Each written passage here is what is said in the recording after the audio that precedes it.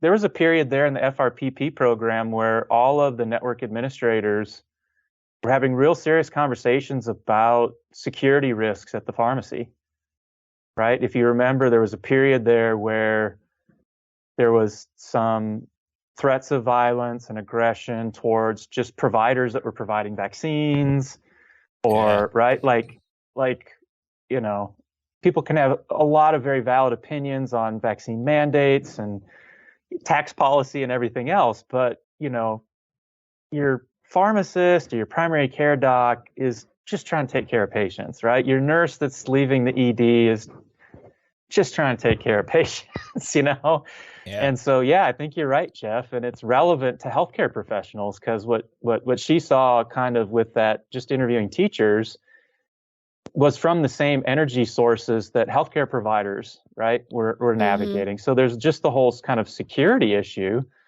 But then on top of that, like, how do you take care of a patient? And it sort of caused us to reevaluate, I think, in a healthy way. Hey, remember, we're supposed to put ourselves in their shoes as best we can, be patient-centered, speak their language, really try to get a sense of what their goals are, just, core things we believe as healthcare providers now, that we had to kind of revisit those, right? And in a way that I think pharmacists did a hell of a job, honestly. And the data shows that. I was looking at data this morning, putting together a presentation for AACP. And if you look at Colonel Grabenstein's Jaffa paper, it's remarkable, right? There were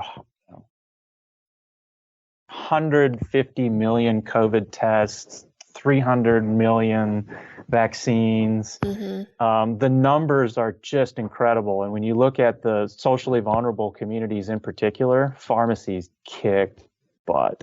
They really did.